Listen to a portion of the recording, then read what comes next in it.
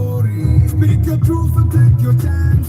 This could be a winning dance. It's less about the car, who you are. It's less about the car. It's more of who you are.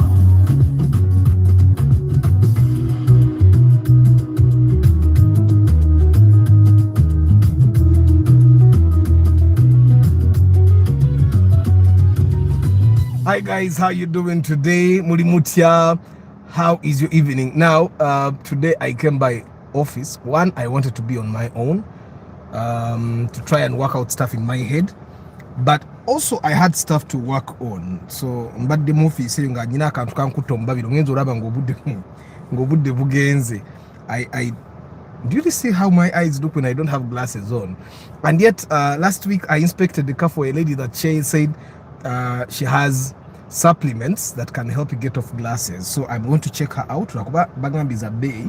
Name you eat those supplements until you don't need glasses anymore. So one time I'll be there and I set I got glasses. And glasses are very inconveniencing. Like now you try to clean them, they get more dirty. So you have to count yourselves lucky. But how are you, my people? Chambade Hannington VIP, Jones Info Nampija Joliet, Rahim Kaiwa, Muwanga W. Robert, Kasule Ramadan VIP, Martin Sentongo, and the guys Abali Mukamoli. Mulimutia. You guys are good. Simon Baker, how are you? But then for a minute there, I forgot today was a Sunday. And yeah, but how are you, Mulimutia? Today I only came to talk about the Volkswagen that we bought. Let me show you. I came to only talk about the Volkswagen that we bought. And for the guys that don't know about the Volkswagen, let me just show you. And probably to also remind you that we are nominating our car heroes. The guys that have nominated, thank you very much. The Velifier, it depends on the model, but they go as much as 200 million. So it depends on what model you're looking at. Yeah? Let me see. I want to switch my account here. But I give Volkswagen and I'm going to tell you the entire story. It's interesting. Danny Okeni Albino Olak, how are you? Why are Toyota Rush's new model not popular? They should be expensive. People like the Toyota Rush, so those ones should be expensive. Let me just show you.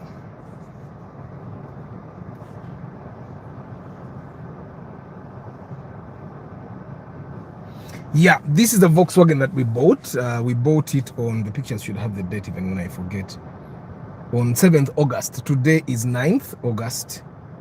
So this was Friday. This was the Friday purchase. So for the guys that have not seen the post, Council Patrick Kasikwa, how are you? Edwin Evans, how are you? This is the Volkswagen we bought. So that's the front. It's a TSI. And that's the back. Looks really nice. And that's the inside. Yeah, that's the inside. And that's the engine, a 1.4 liter turbocharged engine. That's the inside again. And then that's one of the faults the car had, broken hose pipes. And then that's the underside of the car, under the car. Now, this is the car I recommended. Now, when you guys read the Golf 6 recommended for buying, you guys think I went out of my way and said, guy, go buy a Golf. You see, like some of the comments that are on this post, like Simon Baker, client wamulese agula Golf Arthur, yet that amount could get him a reliable Toyota. He did not want a Toyota. And then of course DS gearbox, big mistake. Yeah, he knows. And then whatever Arthur Jovan, whatever Arthur has recommended someone to buy a Golf, this is going to be an exciting story. And for the love of cars, I'm sure they won't risk it. They know the full anatomy of the weight loss program with Simon Baker. What a shock recommending a Golf now. Welcome to the finale. Now, Turinda Arnold, I am not in your family of Golf lovers. Okay, the Golf, guys, I'd like to tell you that the Volkswagen is one of those cars that you have to love. It's quite comfortable. it's really heavy on the road. When you drive it, the experience is not something you'll find in a Toyota. The materials in the Golfs themselves, the materials are a bit ish, but they are good enough. And their power. Now, the model that we bought is turbocharged. It's 1.4, but the amount of power would be like for a 2-liter. And I'm thinking when people buy a 1.4 liter vehicle, they think it's going to give them fuel efficiency of a 1.4 liter naturally aspirated vehicle. It will still take a lot of fuel because it's turbocharged. It needs more power. More power translates into more fuel consumption. After keep doing what you're doing. Amati, Vincent VIP, welcome. I'm reaching out to you anytime from now for pre-purchase inspection. I want a Toyota RAV4 2010 model for at most 35. You're welcome. After you've discouraged German cars.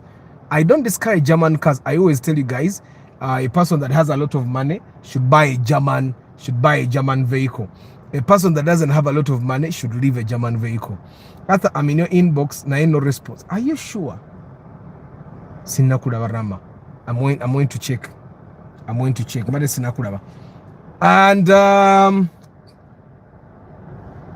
King Daniel VIP, Kasile Ramadan VIP, 2020 jibali million ngachi 15 kubibidi. The last time I asked might actually be 200 million. That's what I'm thinking. The last time we bought, but we were buying a 2018 Velfire. They were giving it to us at 85 million. The last time we bought an Alphard, we bought an Alphard of 90 million.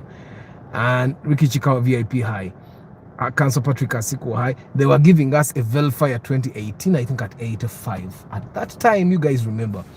2015 Outback, probably 42 or something there. Guys, I'd like to remind you, nominate your car hero, guys. Nominate your car hero. Use the link tinyurl.com/mt8kz 3f6. You can go to the post section, scroll down, you'll see this flyer here. You can see the link there, or you can WhatsApp this number 0760-045-116 and tell them that you need to get the link to nominate. Now go nominate the people you know. Nominate people that have worked for you. You get. I'm the only person you cannot nominate, but the rest of the people you can nominate them. Yeah, you can nominate the rest of the guys. So let's go to the golf that we bought. No, that's not what I want. So now, funny conversation that went on between me and the gentleman that bought the Golf is recommending to buy a Golf, a change in wind, or I had nothing to do. You see, the only other option we had was a Volvo V40. Was it V40? That Volvo hatchback, it's huge. Now we moved. Initially, if you looked at the report, you'd realize we saw 3 Golfs. The first Golf we saw was the 2012 CBZB. That's a 1.2 liter turbocharged Golf 6. And then we saw the 2012 CAXA 1.4 liter turbocharged. Now, of those two, I obviously recommend the 1.4 because what's the point of buying a 1.2 liter Volkswagen? You're going to suffer.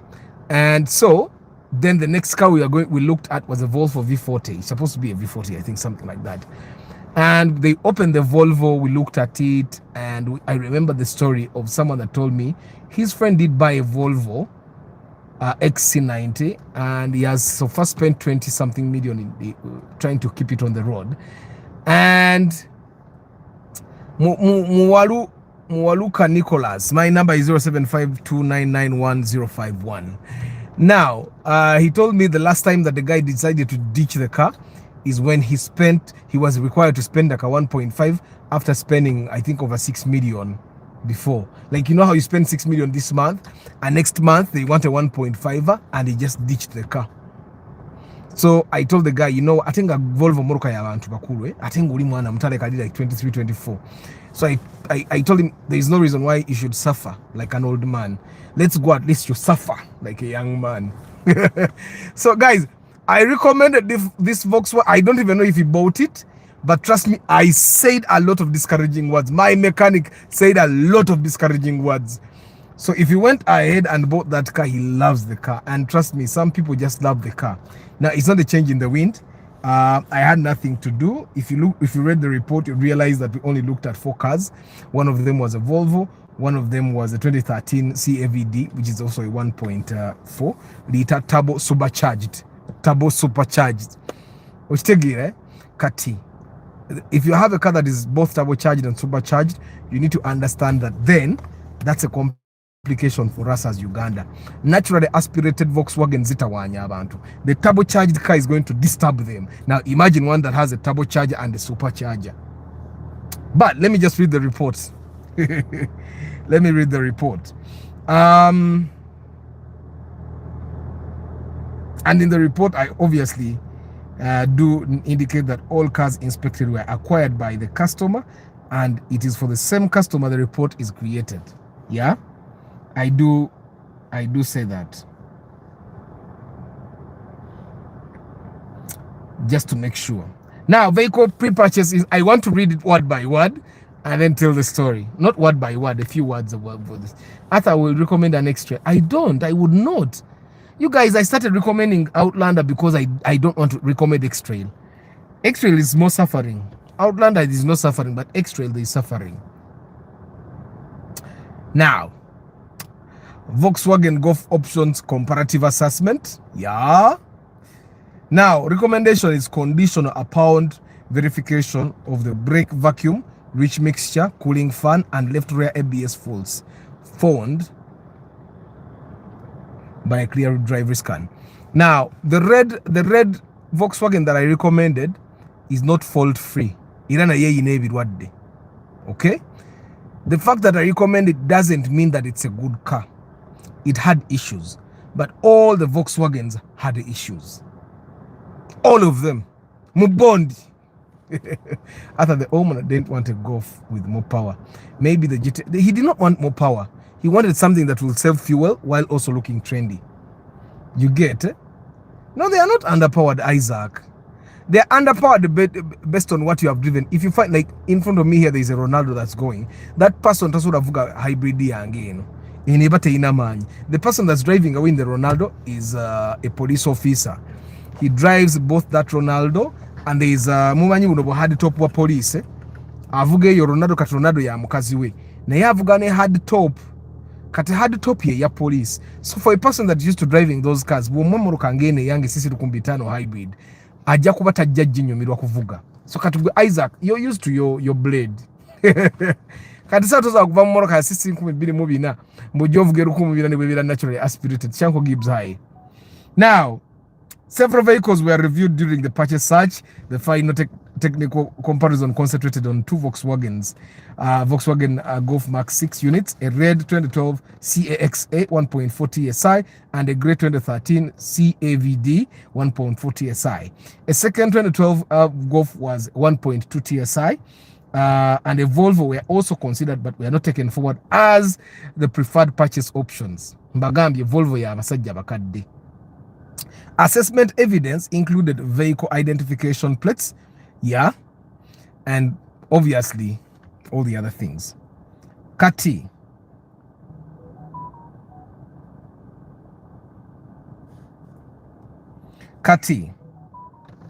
No, why isn't it opening? Okay, let me talk about the recommended option. Now, the recommended option, the red one, yeah, it has a 1.4. Now, it's not as complex. It's not as complex as the gray one. I have images there for the guys that have seen them.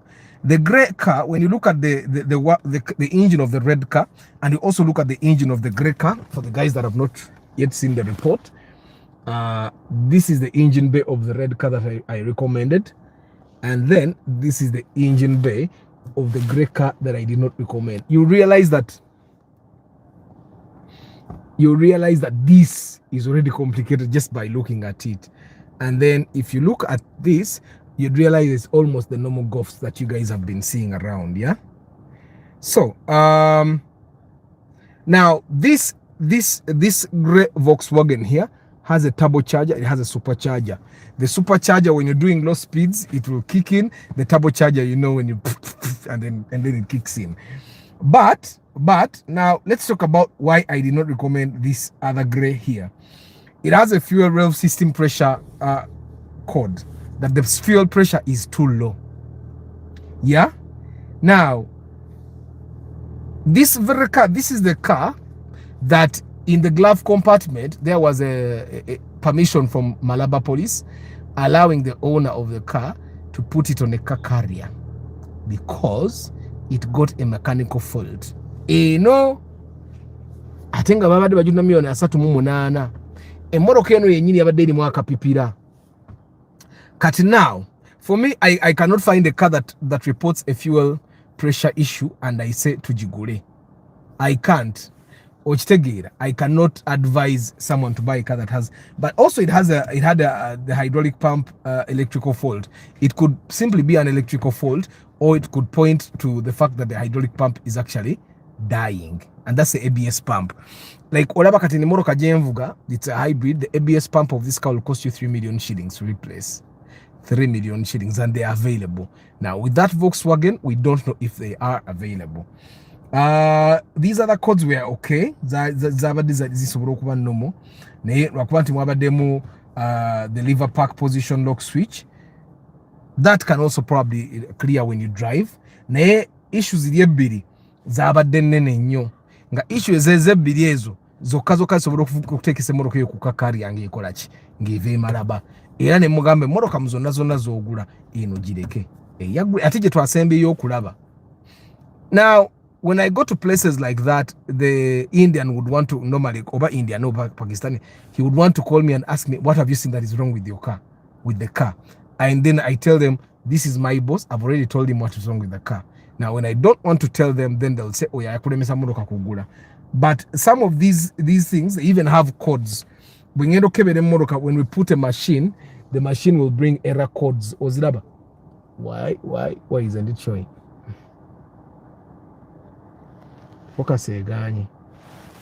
These, okay, guys, just go read the report. It has error codes and interpretation of the error codes. Yeah. So, and then of course we also have images of the machine while it was diagnosing, so that the person actually sees into diagnosing to guessing. Some errors are very okay.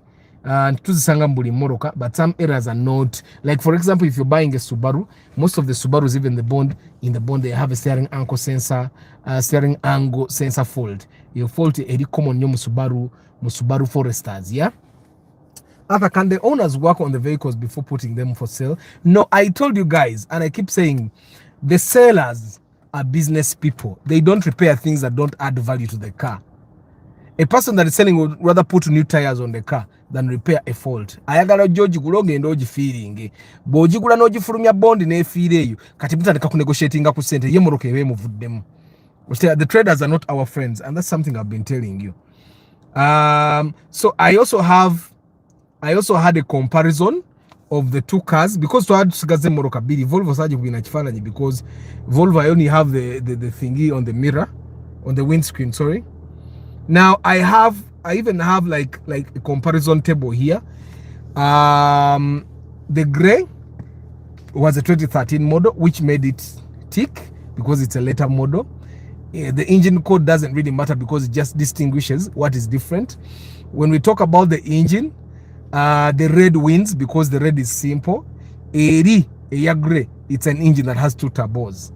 It has a turbo and a supercharger. Means it's a turbo, which makes it complicated. In terms of power, the gray is a 1.4, but it has very good power. In terms of main engine codes, zone morokezo ziraba red yabadene reach at idle, like when the car is idling, it gets a lot of fuel. Atene gray, when it's at idle, ifuna very little fuel. So I was on busy in a area yamanyi yamafuta na eri nyangu ya kusolvinga okusinga because in a more complex. This one is the gray one was more complex, yeah. So And of course the red car had a cooling fan problem. One of the fans was not working. Kwadeko fan yemwe ekola ate ya AC, but the main fan was not working. Eyo naye yabadde amuguze moroka yamugambye agenda gimukolera naye nga fan yabadde kintu kyamaanyi nnyo. Ekirala ekyabadde ku moroka eya grey yabadde ina obuseke obukutufu. Obuseke obukutufu. Let me see if I can show you. Kwabaddeko obuseke obukutufu obumenefu. Let me see. Kwabaddeko obuseke obukutufu obwempewo obugenda ku braking system, but those ones we realized they were actually workable with. Nti bajja sobola obugira, they will replace them. Olaba, this is an assembly that goes to the servo. Obuseke bonna nga bw'obulaba, kana aka waggulu n'eri wansi ne kali akaddako bonna bumenyefu. Kati ebe ina vacuum leak. Emmotoka eno webe ina vacuum leak, kitegeeza brake egenda kuba tesiba bulungi n'omuliro gugenda kubeera unstable, because jukira obviously the engine pumps literally is like the generator of the ABS system. So that's one of the things that was happening with this Volkswagen. But other than that, it was actually clean. I think everyone here would love the experience of driving this car. Of course, kana akamotoka kabadde naka ready, kati ate bya ready Kampala mu bimanyi how it's associated with National Unity Platform.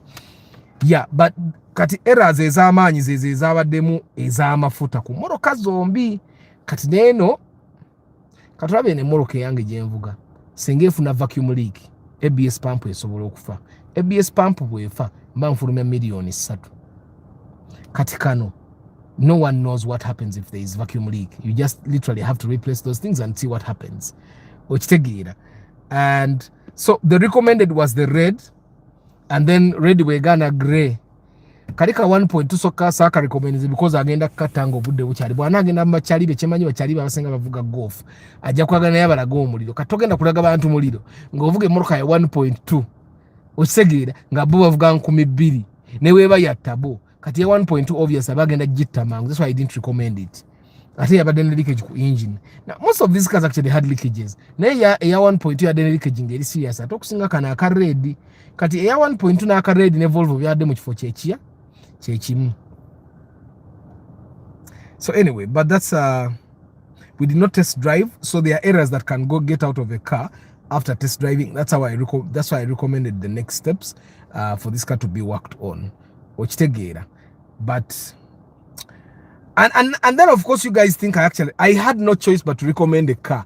Normally when we do inspection, I recommend a car for you to buy.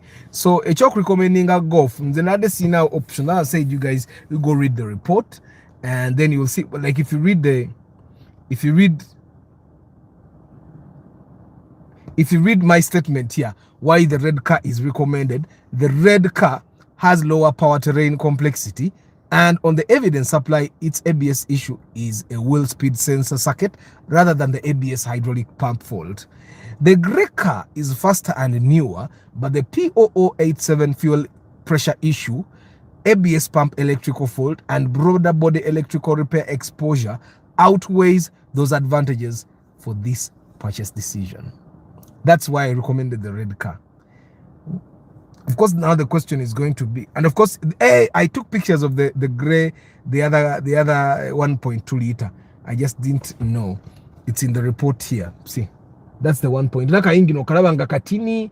Kati when you compare this car engine, why are you going away? When you compare this car, now this is the 1.2. Okalabaka 1.2. Let me show you the 1.4. Air red. Now this is the 1.4 air gray, very complex as you see it, and then this is the 1.4 air red, very easy. So let me see.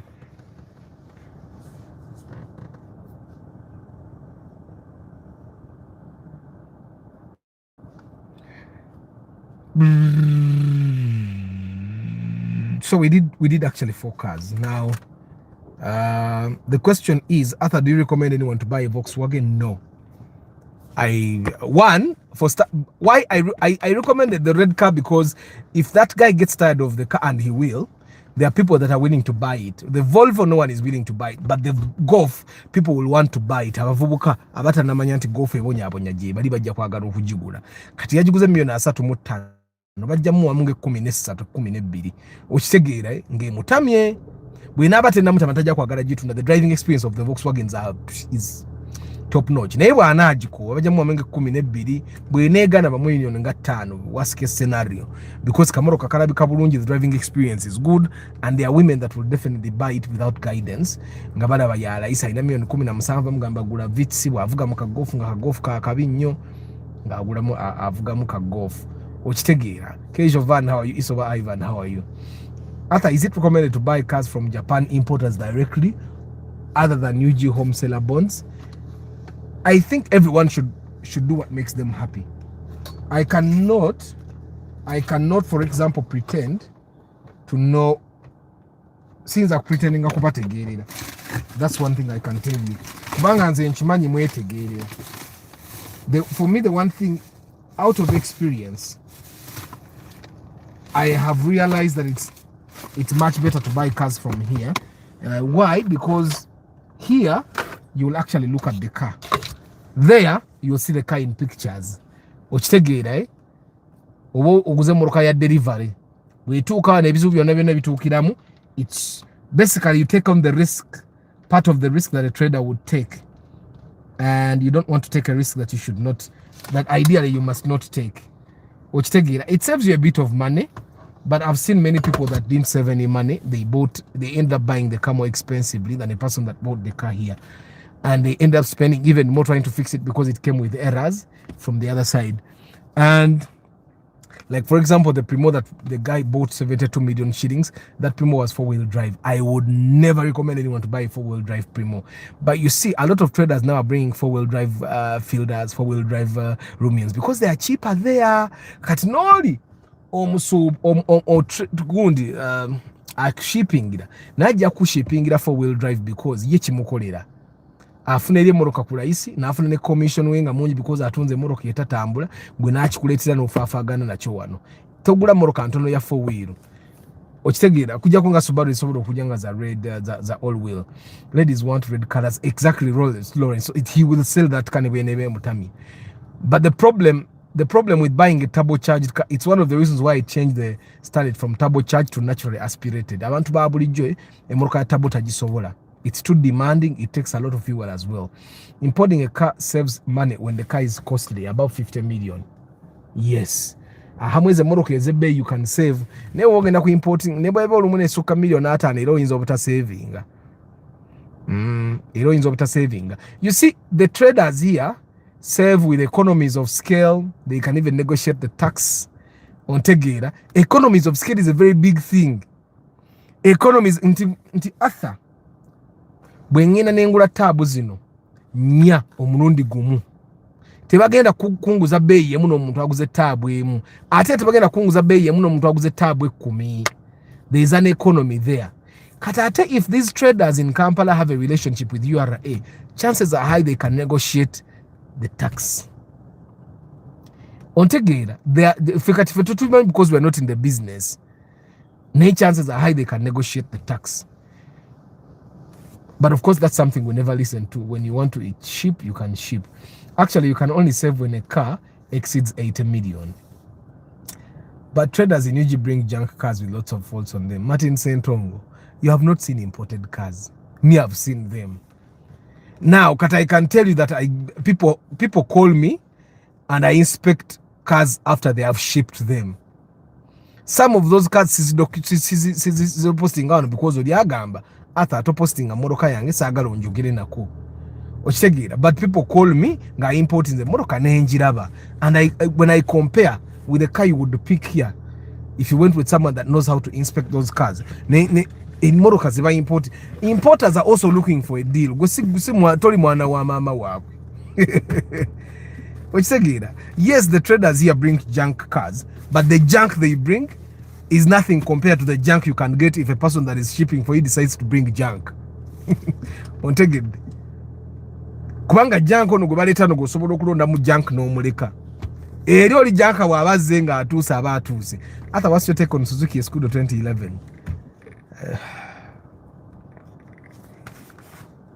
Like all, I say on all cars, with all cars that are not, how many Suzuki specialized garages do you know? How many? How many places do you know that sell Suzuki spare parts? Shock absorbers, suspension plates, bushes. How many places do you know? Normally, before you buy a car, you need to ask yourself that question. Why do cars of same cars have RMP 2000 for 100 kilometers, while others reach 2000? I don't know what you mean, Pascali. Yusuf Minaj, how are you? Arthur, I've been lost, but I'm here. Webale kudda, Yusuf. Irobadde obuze nnyo. But you see, Pascal, it also depends on how you drive. Emmotoka esobola okutuuka speed 100 ng'era togirinnye nnyo. Naye olw'okuba oyagala otuuke ku speed 100 mangu, gwagirinnye nnyo. It depends on how you drive. But other importing a car can be done by a person online. The problem is Ugandans just trust anyone, telling them that they are importers. No, they are importing companies, Martin. I can tell you, they are importing companies. Ate atogenda kukyewala ekyokuteekamu shipping agent. And me, I know people that have not saved money. I know people that have saved money, but I also know people that have not saved money. And I know that majority of the people that import cars here save about 3 to 5 million. Now, I also know that many Ugandans would not take the risk for 3 million savings. You promised us to call your doctor, Chisenyi, this year. I'm waiting to tell my son that I'm going to meet Dr. King Daniel Guromwaka. Ebitabo byatokana ebitabukanga ne inspection mumpa nyingi ne kanzire yosome kanzire nate masters mukimanyi masters njibuzaako research kangene nsoka ekole masters eyo PhD ya myaka ngesa tete PhD za sente kanoonye sente nkole masters nkole bampite doctor omutwe gwatukanga kuliko ebintu bingi baganda bange omutwe gunnuma ningambo bino bitabo nensoka mbi wumuzaamu nze nkubulira King Daniel ne PhD yonjeetaaga nyina okuba kati sebo nga bwamuteekako ka title kangende njikole PhD kokyogeddeko inti bana abantu iwe mayiddamu kwenrolinga mu August kankole research oyo kangende nkole research bwe mumala nyingire PhD bulungi PhD bwe njimala toloza nkyayina kyennoonya abo basobola okumpa n'obwa full minister ate obwa state minister babuwa buli omu kanize nga nfuuse doctor abalina kumpa bwa full minister. Why did you drop singing? Edwin Evans, singing is very tasking. It needs a lot of money and gives very little rewards, and there's a lot of bad things that happen there. But I sing. Adult education njulira padde omutwe gwatukanga gulimu ebintu bingi naye I think there is a way I can actually go back to school. Malize masters yange nkole ne PhD. PhD sijitya. Oba PhD lwaki sijitya? PhD mangenda kula ya research sikola ya kutula mu kibiina. Nga supervisor wange musisinkana lumu mu mwezi oba mu wiki. Nkole ate mu research ndi mulungi. Kansoke nkole research ya masters, nkole PhD ya research. Ngenda bikola. Kati nsazeewo. Ate bwe nsala womba kati kutandika August nga gwako anti kuba binolinga September kanzireyo kuyiwe manyi nkole research wange yo transcript najijjayo nemwe you people do you know nebye makali na bisi bijjangayo najjayo bikikiche certificate ndabikanda naye manyiwe biri those people adult education katefa abayiribye mwe ngenda kola obwa doctor Yusuf Naji obwa doctor myaka 3 jokka kati bwe ngenda nenkola masters guno omwaka mbanji mala research ya miezi nga 8 nkole research yonji mali olumala research bwenti nyingirawo PhD namwe ngenda bera doctor ngandika bode wakati ate bwe nabera mbaddu nganga nkola PhD ngenda kuddayo nsome. When you import a car in person, all you need is a clearing and forwarding agent at the port. Research masters will not end in time. Esumbua anze mbuza yo research ku masters yange ya research oba ya research. I'm going to handle my supervisor properly. Abiye makerere bye bitagwa mbudde. Makerere bakuteeka kembeera. Naye yokuyiwe maite bateeka wombeera. Ate kati nze bingenda ku research ngako ne supervisor nga agenda batabimanyi bya katemba. Nze nja kuba mulina. Kati bwe nama yenda ku PhD nkole research nga iri mu katemba. Nga bwe nzijage I'm a doctor. Arthur saying PhD. Study Mercedes car engineering, you will make more money. Edwin no muna ino Edwin you'll be surprised. Iman on wikiza gwe Edwin nze soma kola sente nze soma kumpita dokita nze soma kumpita dokita nze bye sente sibyendiko. Money is not everything. Sometimes the title is everything. Sometimes the title is important. There's a city research. James Dickens.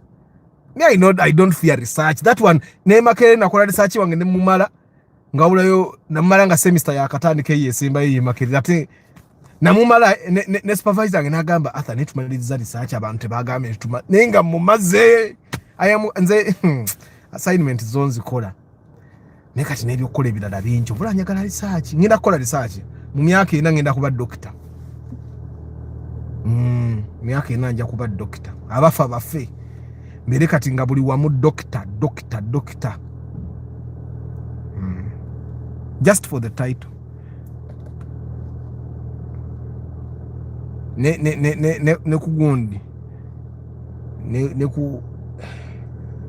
ku username yange ya WhatsApp njateka nko doctor oba PhD at the end mweno mbasibula ngenda jabala bencha kumacha.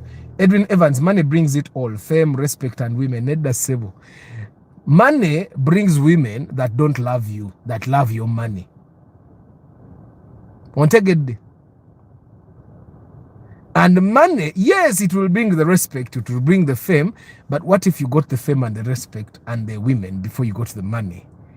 Then when you get the money, you don't have to be suspicious about everyone. Edwin, tolaba. Tucha ina yo convention. Ayo convention tugenda siga tuzikola. Just convention eyo kuno okuva kati. Eba ya kutano okuva kati. Mujja kuba mujjanga muze kulaba doctor. Nga sizanyisa batengenda ba doctor mu nagamba PhD ziliyo meko oba ku UMI yeyo. Nyinza okuba no supervisor wange na yali mukulaba live ngagamba no. Sijja kumuyisawo ku masters alwewo. So anyway, guys, 5th September is going to be the Love for Cars convention. Let's start vote and nominating our heroes, our car heroes. Nominating getting Najiba Wade, Gunde Weri Wali. 14 million, can I get a Mark X 2009 2000? You can't. Osipankunda, you can't. At 14 million shillings, you should just say, can I get a Mark X? Don't add other things. You should just say, can I get a Mark X at 40? Yes, you can get. Katebia good to be David Oriku Guraundi. After all your mark to grand 12 million, is it a good? Yes, it's a good decision. Abo also ofuna grand. Zinyo chechimu. Of course, grand yongena mukokatono.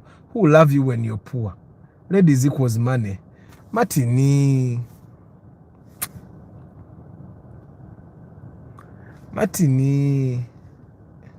Ensinge bono nyenyo. Gochogamba bwalito ina sente waliwo yali akwagala matini nga tuzze mazima. Yaliwo yali akwagala mu mbeera ayo. Yaliwo naye waliwo yagala bangi ngo yagala bakazi nga batano bonna nga bakwagala lumu. Good evening, just inquiring whether 18 million can get a Mark X 4-wheel drive or Subaru Cross Sport. Yes, it can get you one. Hi Joan Jojo, how are you? Kasule Ramadan VIP. Omulabi omusajja. Kanjidde mu comment. Martin agambe, who will love you when you're poor? Ladies equals money. You are looking for ladies. Omukazi atakwagala nga toyina sente muveeko. Funa akwagala. Naye ate n'ekirala, I think we continuously get exposed to the same kind of women. Obeera oli exposed ku bakazi abaagala sente. Thank you Jojo. Oyo si mukazi. Jojo mukazi. One day come and talk about life talk. But we did Edwin Evans. Eno chane yogera ku buli kimu. You suggest a topic for tomorrow, Edwin. Kumachaje tubatandikirako. Love isn't about money. Just that money brings many fake people. Thank you, Iman. Katorokuba mulaba ekone abera wa nga ino obukazi nga bumwetolodde buti ne mulowooza mbuno buyebumwa. Tebumwagala bwagala ebyo byajja nabyo. Kati saawe no bubanga toyina sente. Lwoyina omuntu akwagala ebyaddala. Era omuntu bwatuuka nga takwagala because ayagala sente. Ng'omuleka nga agenda afuna sente. Guys, allow me to say bye-bye to you. Kamba sibule. mbalabe ncha ku macha. Money fuels love. Nedda sebo. Nedda. Money fuels love. Money makes love more enjoyable. Money makes love more enjoyable. But money doesn't fuel love. Katino Martin. Simanyi oba wali otasanze ku muntu akwagala ebyaddala kubola yuko omukazi gwolina ayagala ssente oba abakazi bolina baagala ssente. Omuntu ng'akwagala ebyaddala.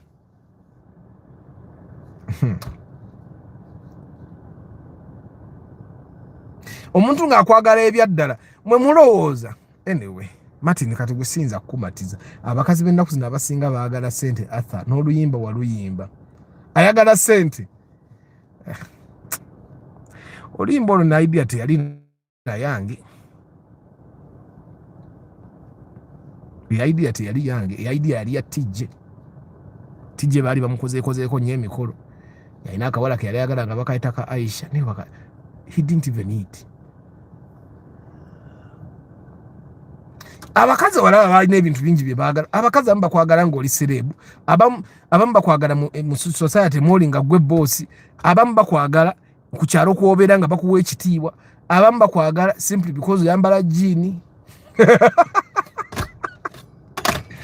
Abakazi bye baagala biri confusing.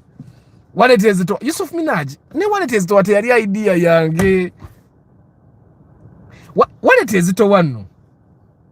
Waleteze to how we wrote Waleteze to. We were seated, the guy that used to write my songs. We were seated in his hostel in Makerere Chikoni. And I think we were thinking about we were talking about what? Natanuko kuandika verse namusanga agenda Chikoni nemubuuza nkutwale out tonight nasirika nga need a reply simanya bichi, and then we wrote verse 1 soka tujiwandika. Yeah? And then somehow we wrote the chorus, and then some of the things were going to student to voicing and tuvayo, then diking enough no mwale yateekamu. Which take it, I'm no finance, but which women are you seeing? The money helps a woman be happier. When a woman is happier, your relationship is happier.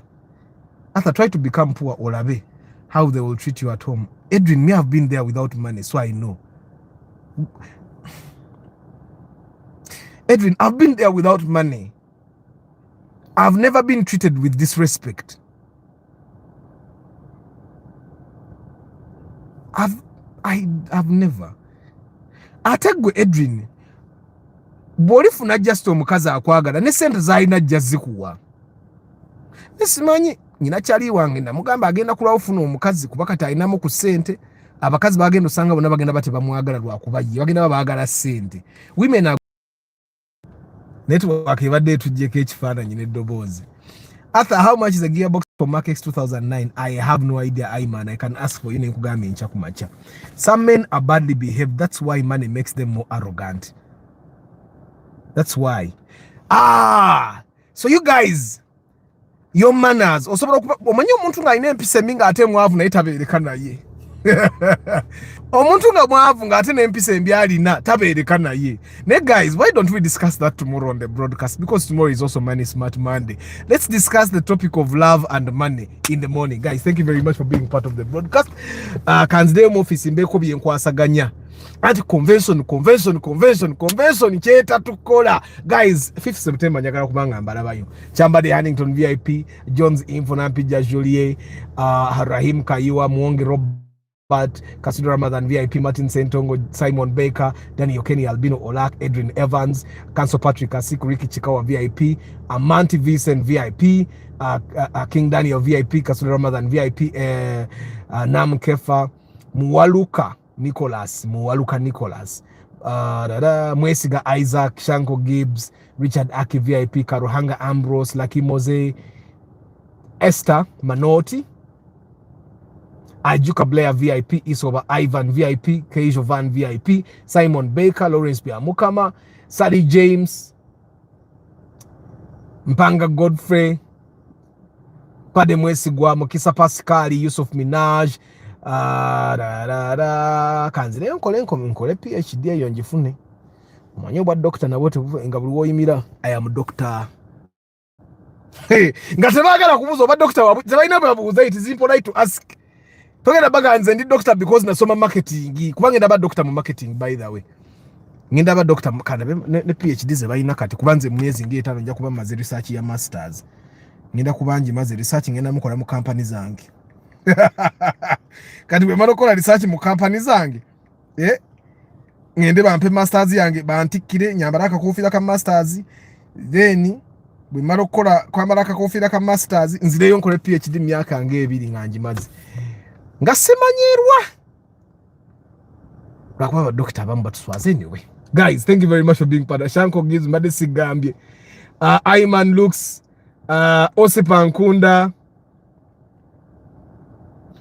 By the way, mnama rufuna obwa Dr. Nyizo gwikiriza chidiru nga si kyasoboka anti buli wandika email okujiwereze wantu omaliza Dr. Chisenyi.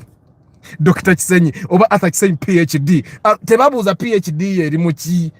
Bobaga aina PhD, he must be respectable. James Dickens first, Kawa Armstrong, DJ LX256, Aloyo Joan Jojo, enchatu ogera kulavu ne sente, tobula okulavu yokumacha, sawe mneda chikana ngenda banjitandika, love ne sente. Nicolas Sebuli mewe wale kujja wa maugeze, okoze ka balance bade mnanagana nagasajja gano. Don Chigozi, money only exposes who you are. I'm a victim of being loved for money only. Edwin Evans, jangu kusomesi, jangu convention kusomesi, bosobolo kula nipo kwa agadanga. Sento jaso kozimpe, odeyo nga tolina. Enyimba zo sangwa, link kweli ku YouTube. Women are good, just fine, okay. Love and money tomorrow. Yes, na Arthur, your knowledge you need to come here in Canada. You invite me. Hago bori Canada irawa nkazi wo bari Kampala kwagara ko sente muganda ngo nsonyo okukikuka kutema. Okujja konga mweyagala emyaka ngajijo nga tonnagenda Canada. Awasobola okuba naye bwo bali Canada n'omufuna ku TikTok. Muganda wanga, I am breaking it to you. You already know, but go, guys, God bless you. Have a nice evening. Ciao.